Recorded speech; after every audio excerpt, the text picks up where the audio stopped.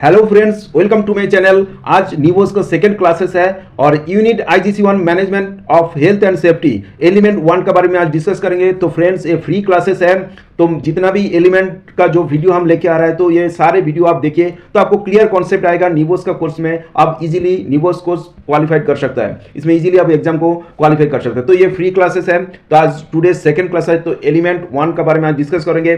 तो फ्रेंड्स, जो लोग मेरे चैनल को अभी तक सब्सक्राइब नहीं किया प्लीज सब्सक्राइब कर लीजिए। चलिए एलिमेंट 1 टॉपिक्स के ऊपर डिस्कस करते हैं।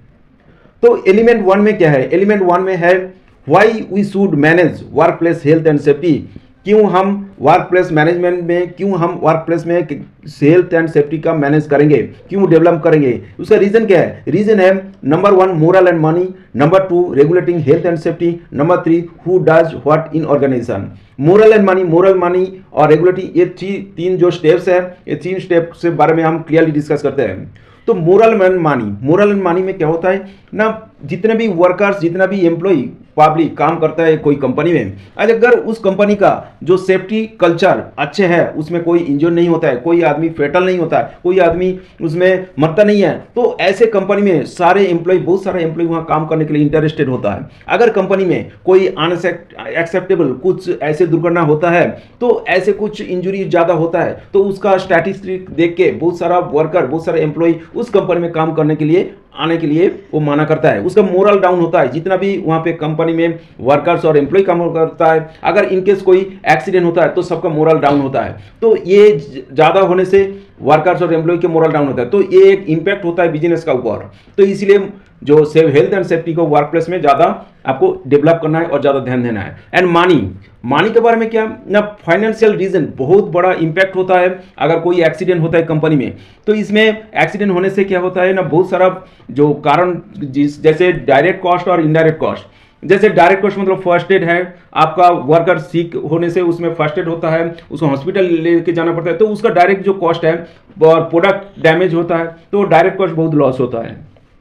इनडायरेक्ट कॉस्ट जैसे production delay, down time, hiring और ट्रेनिंग, न्यू एम्प्लॉई के आपको हायर करना पड़ता है। जो एम्प्लॉई इंजर हुआ है तो, और कोई एक्सीडेंट हुआ है तो वो काम पे नहीं आता है, तो उसके लिए न्यू एम्प्लॉई हायर करना पड़ता है। लॉस ऑफ बिजनेस रेपुटेशन आपको बहुत लॉस होता है। तो ये डायरेक्ट इनडायरेक्ट, इसको एक जैसे एक आइसबर्ग है, मतलब आप जितना विजिबल कॉस्ट, जो यहाँ पे एक आइसबर्ग का एग्जाम्पल हिसाब से आप देखिए, आइस अगर समुद्र में फ्लोटिंग होता है तो उसका ऊपर में जितना उसका परसेंटेज रहता है उससे ज़्यादा रहता है आपका हिडन, मतलब पानी के अंदर रहता है। तो ऐसे ही है, डायरेक्ट कॉस्ट से इनडायरेक्ट कॉस्ट ज़्यादा होता है, लॉस होता है। तो कोई कंपनी में अगर एक्सीडेंट होता है तो मनी बहुत लॉस होता है।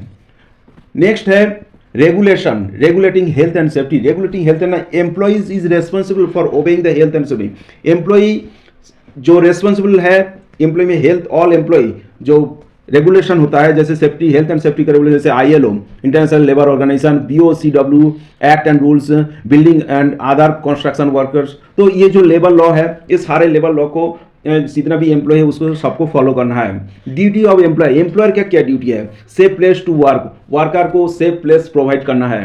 Next, safe plant and equipment safely equipment, जितना जो मशीन से प्रॉपर गाड़ी होना चाहिए, तो ऐसे सेफ इक्विपमेंट प्रोवाइड करना है। सेफ सिस्टम ऑफ वर्क जो कल्चर है उसको same system, proper system provide करना है वर्कर्स को। एडुकेट ट्रेनिंग, उस ट्रेनिंग जो मशीन कैसे ऑपरेट करना है और कैसे सेफली काम करना है, तो उसके लिए वर्कर को ट्रेनिंग प्रोवाइड करना है। सुपरवाइजर और कॉम्पिटेंट पर्सन प्रोवाइड करना है, तो वो काम के लिए स्पेसिफिक पर्सन को ट्रेनिंग देकर काम के लिए प्रोवाइड करना है। तो ये वर्क सेफ्टी, ये रेगुलेटिंग हेल्थ एंड सेफ्टी को फॉलो करना है। नेक्स्ट है who does what in organisation में कौन है रिस्पॉन्सिबल? एम्प्लॉयर रहता है, एम्प्लॉय ही has the responsible for the health and safety. Everyone might be affected do the work whether they are employers और नॉट। एम्प्लॉयर में इसमें रिस्पॉन्सिबल रहता है, ऑर्गेनाइजेशन में director and senior manager responsible रहता है, मिडिल मैनेजर एंड सुपरवाइजर रहता है, कॉन्ट्रैक्टर मैनेजमेंट रहता है। तो ये वो ऑर्गेनाइजेशन चार्ट रहता है, इसमें सारे एम्प्लॉय इस हेल्थ एंड सेफ्टी के लिए रिस्पॉन्सिबल रहता है। तो फ्रेंड्स, आई होप एलिमेंट 1 का बारे में आपको क्लियर कॉन्सेप्ट आया। फिर मिलेंगे नेक्स्ट वीडियो में और नेक्स्ट एलिमेंट 2 के बारे में डिस्कस करेंगे। तो फ्रेंड्स, थैंक यू आज के लिए, बाय बाय।